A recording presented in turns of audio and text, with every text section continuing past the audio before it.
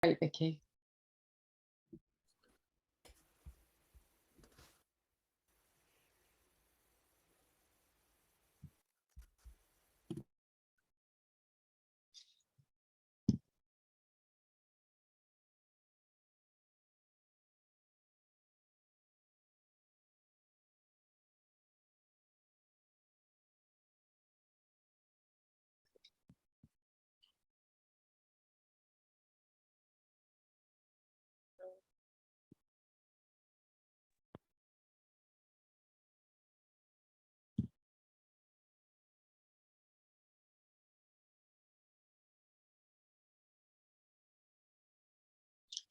Very warm welcome, everybody. Shelley, we can't hear the countdown there. I think it's starting right at the beginning.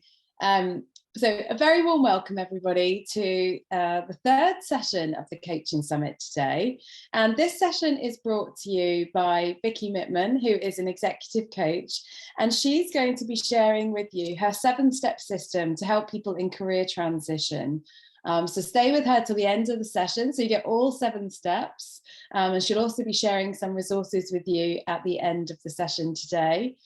For those of you that don't know, I'm Jo Wheatley. I'm one half of the co-founders of In Good Company that are hosting this summit. It's the 3rd year that we've run this summit, and it's been amazing to see the interest in the content. We're showcasing the coaches within our Coaching Crowd Business Lounge, where we support coaches to develop successful and sustainable coaching businesses. And I think we're all here because we all share a passion for supporting people to design and be able to live the very best lives that we can. And we love community. We feel that's a really important part of being a coach and being values led. So I hope you enjoyed today's session. Shelley is also here. She's our fantastic training coordinator, and she will be closing the session with Vicki for you. And we encourage you to continue the conversation over in the Coaching Summit warm-up group with each other. So have a great session, Vicki and everyone. Thanks very much, Jo. I appreciate that. I'm just going to share some slides. If you could just let me know when that's come through. Yeah, we can see that. Looks beautiful, Vicki. Super, super. Well, thank you very much, Jo, and to you and Zoe and Shelley for putting on this fantastic summit. I think this is the 3rd year I've been involved with it, and it's always a great chance to meet other coaches, to get some new content, and just to have a bit of a look at some of the interesting topics out there that people are focusing on. So I'm thrilled to be part of it again.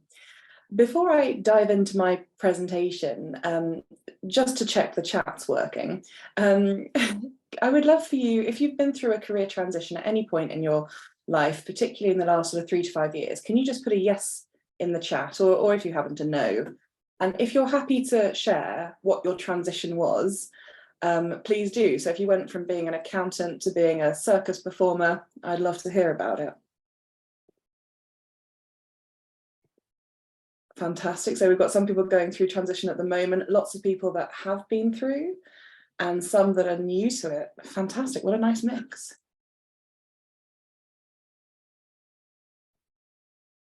That's great. Yeah, really, really, really good mix of responses there. So thank you. And you've proved beyond doubt that the chat's working and that you're all awake and present for the session. So thank you for joining me here. I'm going to cover a few different parts of career transition, particularly it's a guide for career transition for senior level professionals. And I'm going to share a bit about my own journey, not for vanity, but because it's actually really crucial to why I'm here talking to you today. And I'll then share the program I've put together based on my own journey, but also on the last 5 years of coaching, where I've been working with professionals who have been in that transition journey. And we'll have a little closer look at one of those steps in detail, because I don't think we'll have a chance to get through all of them on the session. But at the end of the session today, I'll let you know about a masterclass I'm running later in the year, which will cover all of the sessions in more detail. So if that's of interest to you, then you're very welcome to join me there. And I'm also going to have a quick look at the things that get in the way of successful career transition. So my own career journey, and for anyone that knows me, you'll know I don't really love talking about myself. So this is actually quite a hard thing for me to do, but it is important here because I am a practicing solicitor and have been for several years now. I think I'm coming up 12 years practicing. And during that time, I have felt like I shouldn't have been a solicitor, like I didn't really want to, like I loved law and couldn't think of anything else outside of law. But actually, my own journey and my own struggles have led me to where I am now, which is a dual career as both a lawyer and a coach, very much on my terms and very much focusing on the things that I like to do in both of those aspects. So this came initially, I started thinking about this around 6.5, 7 years ago, and I was sitting at my desk in a really good, well-established law firm. I had credibility in my area. I was in a corporate team which had about 25 people in it. It was fun, but it was also it was a bit distressing for the most part. I generally got out of bed in the morning, went to work because I felt I had to, and I slowly got less and less excited about why I was there. And within corporate, I'd had a specialism of franchising, so I help businesses who have a tried and tested brand and system to franchise their businesses. But I'd been doing less of that and more general corporate transactions and even some commercial work. And I found that I was being diluted from the thing I really loved doing to going through the motions with lots of different things and never feeling like I had my real passion at my forefront. So I looked at ways when I could do more franchising. And around that time, when I was feeling a bit stuck and a bit dissatisfied and disillusioned with my job altogether, I was thinking, should I just pack this all in and do something different? And I had some very good advice from one of the partners in my firm. She suggested I speak to a career coach. And I did. It's the first session of coaching I'd ever had, but it was so transformative that I knew from that first session that coaching had to be a part of my journey. It was as though someone had given me the last piece of the jigsaw which had been missing. And finally, I had a picture of what it could look like. But interestingly, what it did, that first career coaching session for me, is it really made me realize how much I loved some of my role, but not other parts. And then it gave me this really exciting inspiration into what I could be doing and how that passion and that fire I had could be coming forward. So I looked over the next sort of 6 months at how I could transition into a role that had both parts. And it wasn't a straightforward, easy process. I didn't just wake up one day and do something different. And if you've ever done that, I'm hugely envious of it, because I think being able to make that change so quickly can be really exciting. But for the most part, the people I speak to regularly in career transition, certainly at senior levels within their professions, are not making that change overnight. It's often been thought about for several months, and it's something that just needs a bit of time and a bit of reflection, which is why I've now put together a coaching program designed for senior level professionals to help them transition in a way that really suits them, but more importantly, to really build into their career all of the fun stuff that they've always wanted and that they probably had initially, that initial drive and enthusiasm. That doesn't go away, it just gets a bit buried under the day-to-day. So I want that to come back and be at the forefront of what pushes your career forward. And designing a career on your terms is crucial to me. That's my why. So I get up every morning because I get to help people do just that. And I do it both as a franchise specialist lawyer still and as a career coach. And I like the fact that I can do that in both of my professions. So this topic, as I've said, it's because it's born out of my own personal experiences, but also because I was frequently being approached by professionals who said, "You've made a big change recently in your life, and I'd like to do something similar. How did you do it? Because I just don't know where to start."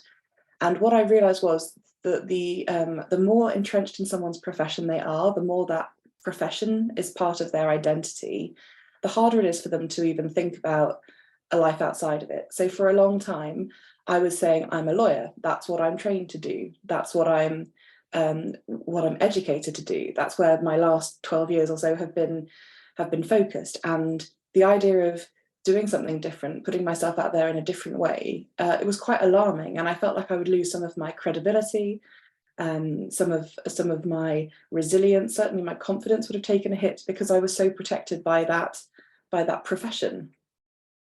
And that's why I have now put together a system to help people on this journey, because I hated hearing how people got stuck and were dissatisfied and frightened about the transition, when actually they knew they had probably the majority of their working life still to go. A lot of the people I speak to are in their 30s, and they might well have another 35, 40 years of career ahead of them. So the idea that that wouldn't be done with zest and excitement was really upsetting to me. So cue the development of my career coaching program. And I'm a great believer in this quote, that it's never too late to be what you might have been. I read that a few years ago, and I thought, yes, so many people get stuck and they think, is this it? Is this what I'm going to do for the rest of my career?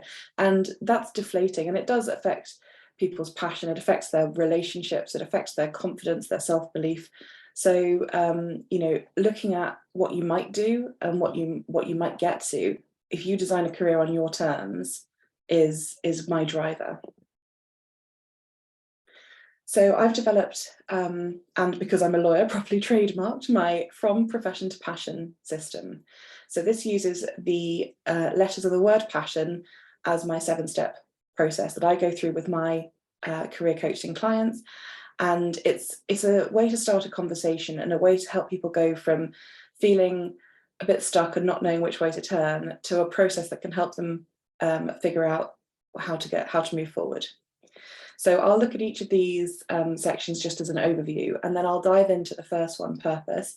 There's a reason it's first, and there's a reason I start with it, just to give you a little bit more meat on the bones as to what I talk about and what we discuss in those career coaching sessions. Obviously, if you do have any questions as we go, please do put them in the chat. Thank you for those that have said they love the quote. And Shelley, I'm looking at my screen at the moment, so if you could just let me know if any burning questions come up, otherwise I'll try and catch them towards the end of this. Of course, Vicki. Thank you. So purpose, I start with this, what are your core values? What are your inspirations, drivers, motivations, interests? And this is a really important place to start, because the people I speak to often, they sort of look a bit surprised when I ask them about their motivations and their interests, because actually they haven't thought about those for a long time. And they probably had them when they were at school or university thinking, what do I want to be when I grow up? They probably had so many dreams and thoughts and goals. But then as professionals, we get into the groove of doing things and just climbing up the ladder in our particular profession, that we forget about what's really inspiring us. And also those inspirations might change over time. Equally as important are core values at the beginning, really figuring out what drives you, what's most important to you. So as I said, I'll dive a little bit more into purpose in a few minutes, and I'll just cover the others first before I do. So the second step in my program is assess. That's assessing the current situation. And I particularly like to focus on what people do enjoy about their role, which can be a bit of an uphill battle, because when someone comes to me and says, everything's terrible, I need to change career direction, it can be really hard to see what's enjoyable, but there almost certainly will be aspects of your role that you quite enjoy. And finding out about those and really sort of getting the excitement for those bits back again is a crucial part before we even look at moving on to skills and other things. And also, looking at what you'd like to change is important too. And I think people focus on that first. So I like to flip it and focus on the enjoyment aspect, and then say, actually, what is it that you don't like? And it might be, I hear this quite a lot, when professionals progress up a ladder, they stop doing less of the technical work that they might have really loved, and then more into team management, which might have responsibilities that they weren't necessarily expecting when they had those wide-eyed dreams before they went into their profession. So it might be some people thrive and flourish with that management aspect, but some are actually saying that's taking me away from the nuts and bolts of what I love to do. Or it could be that they don't feel supported with the additional parts. So really, when you get to that assessment, it's a great chance to look at what people do and don't enjoy, but also why they do and don't enjoy that. And it's important to look at, beyond the role, what's the current situation at home, the financial situation, the family situation, what are the considerations that you have? wider to making a career transition, because those will all impact on how well and how passionately we do that. Then the third step is skills, and I usually start with a longer list of like all of the skills someone can think about, but I really focus on what they are great at, what their friends, colleagues, family tell them. If I ever need someone to do X, I'd pick you. You know, those things that are really, really fundamental that they love to do and they are excelling at. And also what they'd like to improve. I focus more on the things we're great at because I think that's where most of the energy and enthusiasm is. But if you've got a couple of areas of weakness where you find they're actually holding you back, those areas, and you'd love to just improve them a little bit so that you weren't so scared of using those areas, or if something came up, it didn't fill you with dread, that's a good place to look as well. And then I move on to the fourth step, structure. And this is very personal to each individual I work with, because I get them to create a blueprint to help them navigate their career transition. And I'm a great believer that there is no one size fits all with this. And in fact, when I had been feeling stuck and unmotivated, if someone had said, well, if you just follow this path, exactly this path, then you'll make it, I would probably have felt quite overwhelmed by that, and I wouldn't have wanted necessarily to do that one thing that everybody does, because I felt already like I was a bit what's the, I'm trying to think of the word, I was just out of alignment with what I wanted in life as well, and what my career had become. And I remember thinking, I don't quite know how I've got here, but I thought I was the only one that had ever thought that. So the idea of a one-stop shop, this will fix everything, doesn't appeal to me, which is why I have a program that has these steps in, but each one is very tailored to the individual. And for those of you who are coaches out there and career coaches, using something like this with your clients where you can help them to identify bits that are really crucial to them, you're giving them that empowerment and that option to create that really passionate and excited career. So following on from structure, then that leads us into the information that you need, the resources, the support that you need to move forward in the way that you have identified you really want to with your blueprint. And then we look at the options available, and this is actually quite a key bit, because there usually is more than one way to get somewhere. And I remember thinking, I don't know if there's any options at all. And then I remember thinking about what I could do, and there were too many options, and that was equally overwhelming. And trying to figure out what the genuine good options were, whittling down all of the noise and thinking, right, these are the possible 2 or 3 options I could take, and then which one suited me best at that time, was really important. And I always like to remember my dad here. When I was about 8 years old, he taught me how to read a paper map. We were going on a longer car journey, and his advice was probably because my mother's not natural at reading maps, and she's not very good at folding them up either, which she mainly screws them together. And he was determined it was important that I knew how to do this. So we found where we were on the map and where we were going. And he said, why don't we take this road? And I said, well, I thought it was this road. And he said, there's rarely only one way to get somewhere. And that's what we're deciding, which way is best for us with what we want to do and the time we've got. How do we want to get from A to B? So I always remember my dad, who is a great influence in my life, when I look at these options. And often the starting point when you're stuck and dissatisfied in your career is to think, I don't know if there really are options out there to start with. So when we get to the point there are options, it can be exciting, but it's also looking at which one's the right one for you based on everything you've learned about yourself so far over the previous 5 steps. And then the final step in the program is to actually create your next steps for moving forward.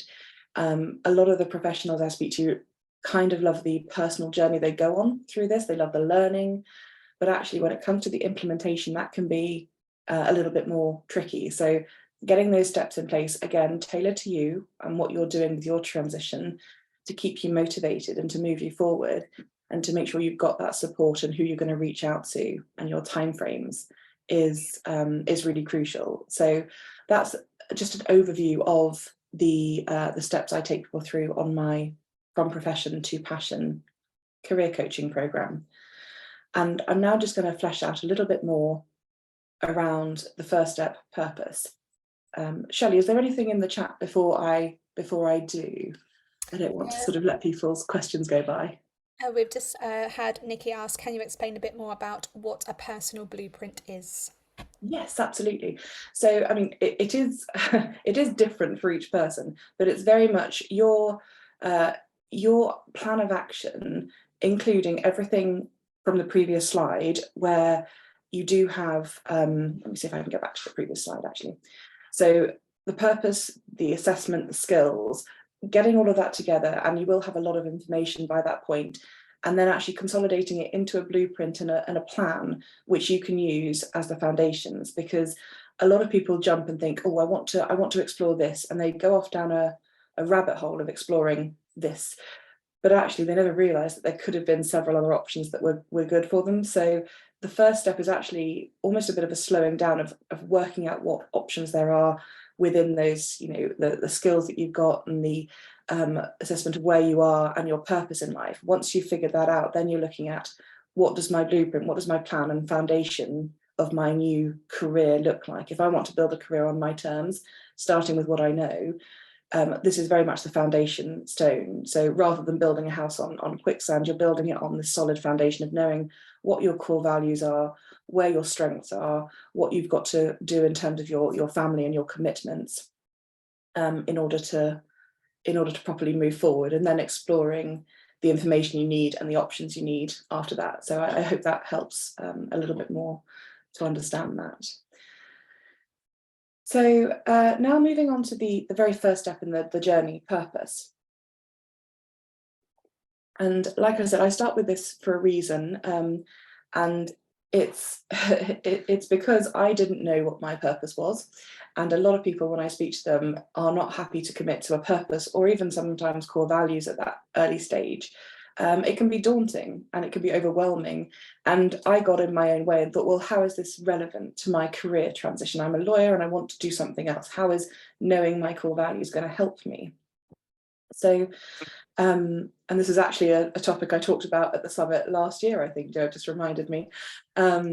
So I look at helping people understand what's really, really important to them. Because if you say, what are your core values, to the average person, they probably don't know. And they know there are lots of values that they ascribe to. They might value honesty or loyalty or professionalism, but they don't know which of those are really at their heart. And that the heart of what they do and the core of their being. And that's really crucial to know if you want to make decisions that are truly aligned with you. So I think that's why I start with it, because any decision about the options moving forward should be about whether it really connects with you and what you want to get out of life.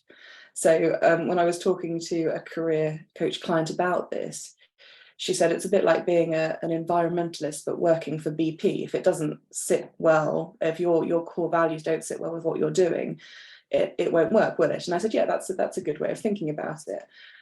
But also, because core values are formed, some of them are formed quite young in our lives and are influenced by our parents or our teachers, our caregivers. Some of them aren't even ours. We've just always had that value, and we just accept it. But this is a good time to clear out and say, right, what's really truly important to me? What do I admire in other people? What sort of values really inspire me? And if I live in alignment with those, will that make me truly happy? So there are ways to do that, and I did talk about it last year. If that recording's still available, and I have a PDF download if anyone's interested in identifying those core values and then properly engaging with them and connecting with them. And also asking questions in this purpose section about, you know, what gets you out of bed in the morning, and what would make you get up quicker. Because I got to a stage in my previous employed legal role, and the alarm would go off and I would think, oh no, I've got to get out of bed. And it wasn't because I was tired, and it wasn't because, you know, I'd had a big night the night before. It was because I didn't know what was greeting me when I came to work, or if I did know, it was a massive stack of files and deals, and it was overwhelming. I didn't want it to feel like that. So, you know, looking at what would make you really excited to get up in the morning and to go and deliver your day. And what does fulfillment look like to you? Again, something I hadn't thought about for a long time.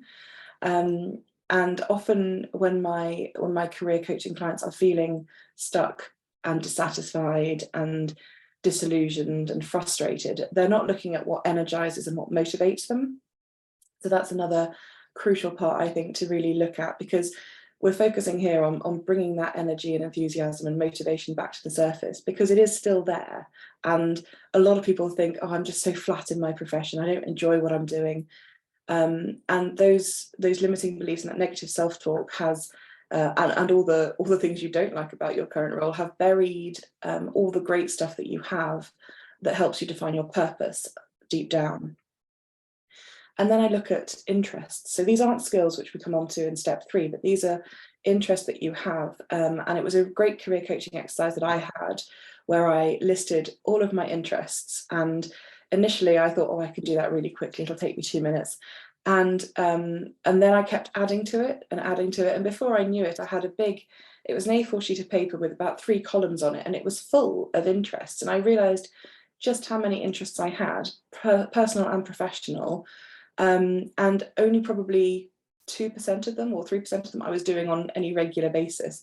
So I really, I think it's an important thing to do, because it just reminds you that you've got this much wider sphere, and that if you're looking to design a career that's really fulfilling for you, and to design and create that on your terms, it's going to have to include more of your interests. So for example, law is an interest of mine, but so is mindset and resilience and confidence, and so many of the things I deal with now in coaching, which I wasn't dealing with at all in my legal profession. So, you know, having acknowledged that those interests are there and those are important to me, which is the next step, figuring out which of those interests are things you really want to look at every day. You know, travel might be a big interest for someone, but if they travel sort of three times a year for holidays, that might not be something they need daily, but they might need a life that allows for that, and a bank balance that allows for that, so a remuneration package that allows for that.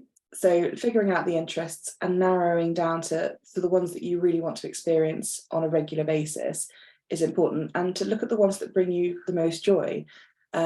Because I was surprised at what brought me joy that wasn't remotely related to my profession, but also I'd forgotten that it did bring me joy. So at a time when I was doing a career change, it was also helpful for me to pick up hobbies that I had forgotten about, which were previously quite important to me.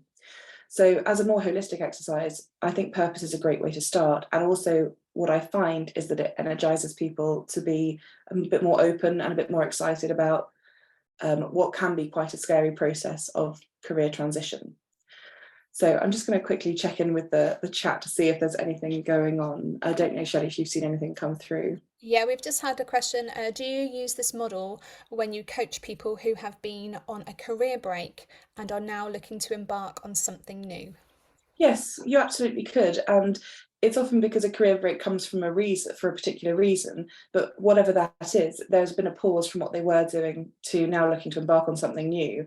And there's also a reason they probably don't want to go back to what they were doing before the break. So yeah, absolutely, I would. And it might be that you tweak some of the questions in the different steps. I would still use the same step program, but there are questions that you might use about what that break in their career has given them. And it might be that it gave them different skills, or a time to reflect, or it gave them that space to realize that what they were doing wasn't really for them. So yeah, I would definitely do that, as well as someone who is currently actively employed or engaged in a role in some form, as much as for someone who's on a career break. So I will quickly now move on to some of the things that get in the way. And I would love for those of you that proudly announce you have had a career transition at the beginning, you're going to be in the chat again if you wouldn't mind. What got in the way of your personal career transition?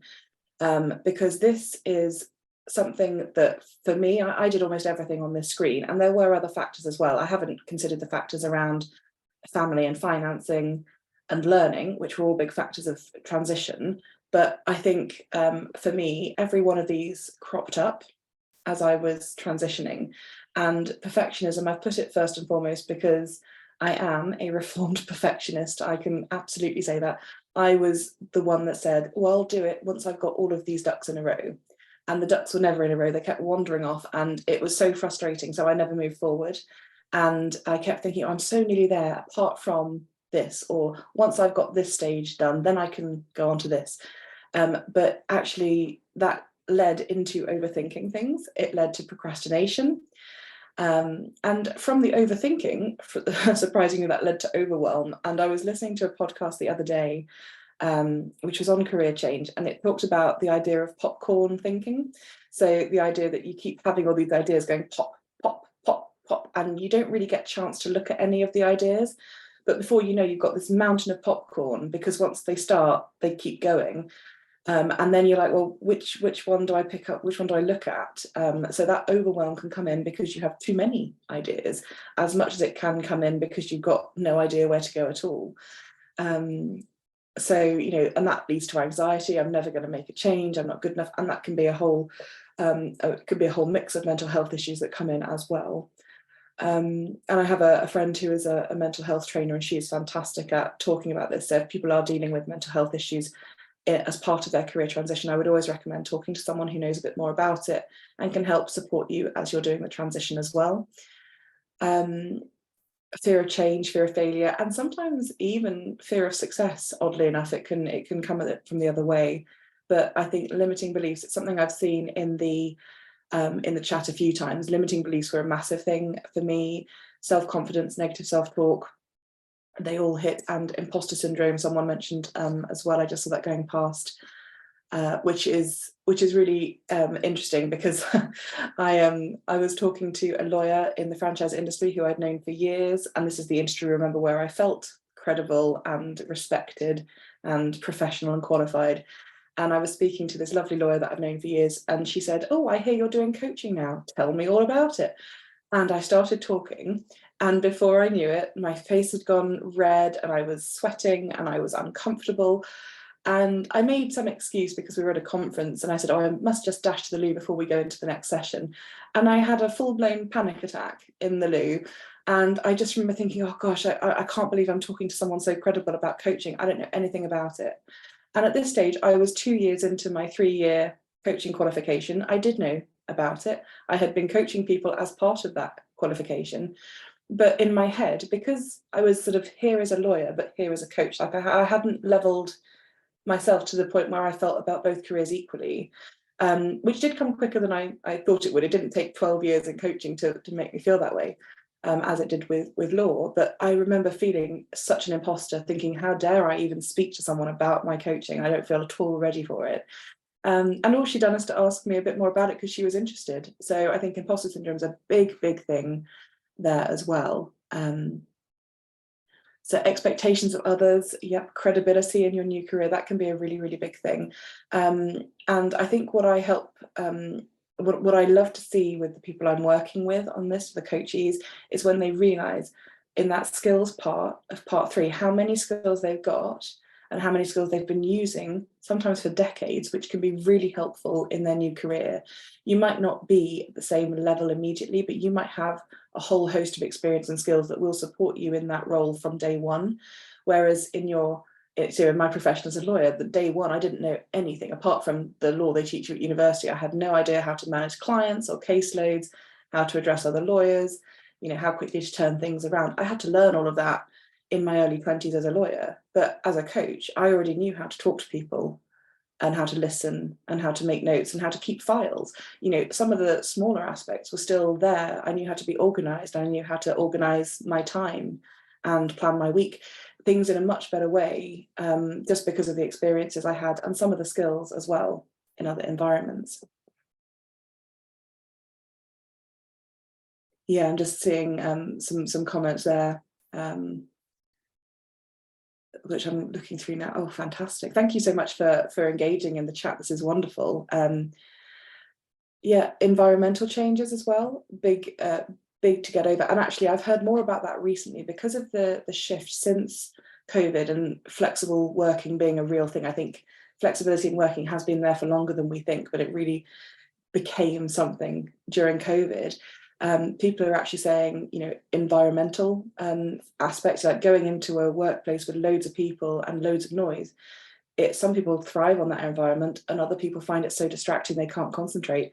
So, working out with your transition, what's important to you in terms of that environment is going to be a really important aspect, and that'll be part of your structure blueprint that you do in the programme.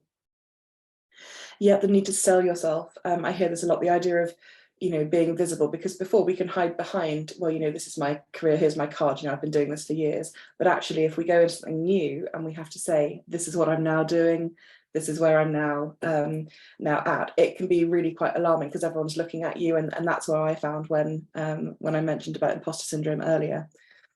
So no, really, really interesting comments coming through. Thank you. So that's really what I wanted to cover today, because we don't have time to go into all of the steps, but I hope that gives you a flavour of my programme and a little bit about how I dive into one of those steps more deeply. But important to remember that career transition for most people is a process. It doesn't usually happen overnight, and it takes a while, even when you have transitioned, to settle into how you really want it to work. So expecting it to be a process, expecting it to be a little bit longer and to have some ups and downs is quite useful. But do break it down, put it into steps, because the idea of having a big transition in your life can be overwhelming and alarming at a point where you already feel overwhelmed or stuck or completely frustrated or drained. And that reflection at each stage of the programme I find really important, because I remember thinking, I don't need to reflect on that, I know my own mind. But actually, when I did give myself a bit more time to write down, say, my interests and then to reflect, it's amazing what came up for me and how I became open to possibilities and opportunities which may well have always been there, but I hadn't seen because I'd been so focused on, right, next thing, next thing, next thing. So that reflection point, I think a lot of professionals find it difficult because they see it almost as a waste of time or as a bit of a, you know, a slowdown, a frustration, but it can be so, so valuable. It isn't one size fits all, you know, career transition. And it's not just that everyone moving from one area will go into something completely different. They might be several steps. And in my case, I looked at working as a lawyer still whilst I built my coaching business, because I needed the income to fund my coaching qualifications. And I also wanted some familiarity, but I wanted that on my terms, and I wanted greater flexibility and greater freedom with it. So understanding the obstacles, like we've just talked about on the previous slide, the things that might crop up, because if we know that they could come, when they do come, we can think back, oh yes, we were expecting this. It's not to be panicked about, it's just part of the process. So, you know, actually understanding that they will come up and having the support to deal with them is important. And in terms of resources, there are so many great podcasts out there. There are some wonderful books out there, and I'm happy to share my resources in the warm-up group after this, some of the ones I use. But I'd also say I've got a YouTube channel, and the link will be on the next slide, which is where I interview professionals who've done things differently. So I've interviewed an accountant who is now a motivational speaker and business disruptor. I've interviewed lawyers who've become photographers or consultants. There are several different professionals from HR, nursing, journalism, teaching, who have gone to do really incredible things. Some of them are more stage processes that feel more organic as change, and some of them have been wildly different. So having a look at those videos and listening to professionals who have done things their way, and also what they wish they'd known at the beginning, is a really interesting place to start, I think, and getting the right support, whether that's making sure your family's on board, your spouse, your best friends, your parents, whoever it might be that's supporting you in this, but also having appropriate coaches, mentors. And, you know, we've got such a great community here, thanks to Joe and Zoe, who built this wonderful space. And I remember thinking, apart from the career coach that I spoke to, I must have been the only person in the world who was coaching. And I felt quite isolated until a friend of mine in the franchise industry, through my legal career, had said, oh, my friend Joe's got this coaching group. In fact, her and her business partner have it, you should join. It's called the Coaching Crowd. And I did. And I suddenly realized there was this world of supportive coaches and people who really valued coaching and who had that as their profession or were transitioning to that. And it's amazing the support you get when that's available. So I'd like to open it up for any questions, obviously, now that have come in. I will try and have a look at the chat again, but I'll also leave my details on the last slide in case anyone wants to keep in touch. You can find me on LinkedIn as I'm actually there as Vicki Mitman QFP, which means Qualified Franchise Professional, but it is me. And there's a Facebook group I have, which is From Profession to Passion, where I usually drop in the latest videos from my YouTube channel, and then there's the YouTube channel itself, which might be valuable, just as I said, for those stories about people who've done things differently. So I'll leave it there and then I'll have a look at the chat.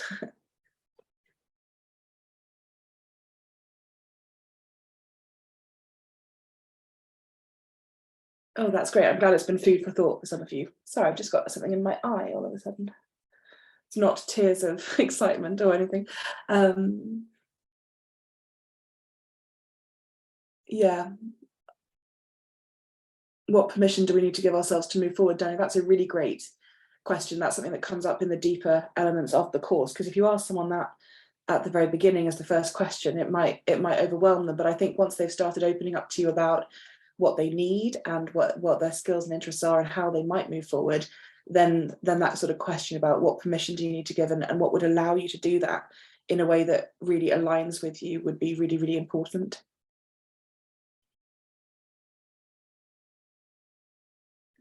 Yes, I do. I do hear about that, Stacey. Your question about can't afford to change career.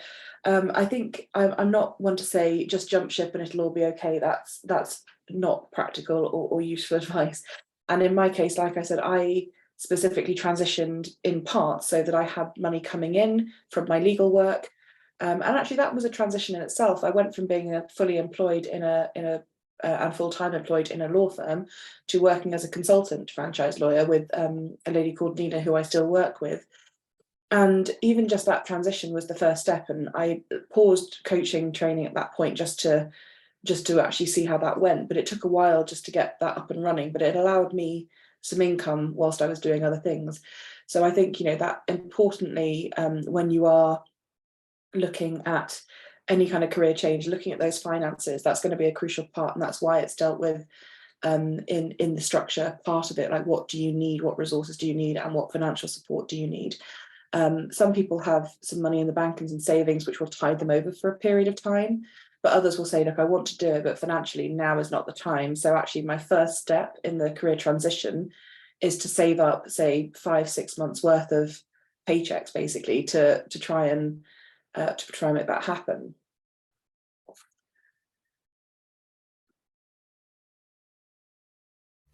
Sorry, Vicky, I'm just going to jump in. You just had a lot of people asking previously about access to last year's recording. Oh yeah, that's probably something that, I mean, Joe, I don't know if they're available on your YouTube channel. I might have it on mine as well. But if not, I will get it and put it on mine. I'm sure it's still available somewhere. But yeah, I will try and find that for you and make it available if nowhere else through my own YouTube channel.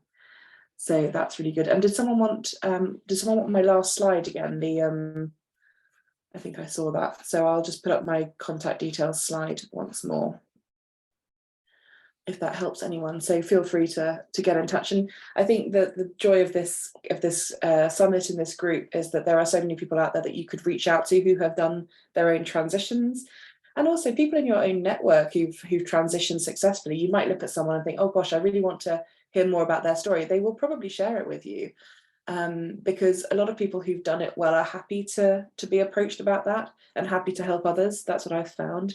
Hence why I've got loads of interviews on my YouTube channel, because as soon as I said to people I'd like to make this accessible to people, they said, sure, I'll share my story. So that's really good. Oh, you want the next step slide? Hang on a second. Yeah, so the end was next steps. That's exactly right. So that's about putting it into practice, having done a lot of the reflection, a lot of the self-learning, having a program then to say, right, what do I want to do next, and committing to those actions to hold yourself accountable and to keep yourself motivated. It's really hard to start a journey if you don't quite know where you're going. So the important starting point is, to learn about yourself and to put a blueprint in place, so you've got an overall plan. But then the next steps is actually committing to certain actions by certain dates, ideally, and then probably having access to someone who can hold you accountable to that. So. And thank you for everyone that's liked the session or said it was inspiring or engaging. That's lovely. Thank you for being here. I really appreciate it, and I hope you enjoy the rest of the summit. Fantastic. Thanks so much for that, Vicky. That's brilliant. No problem. What a fantastic session. Thank you.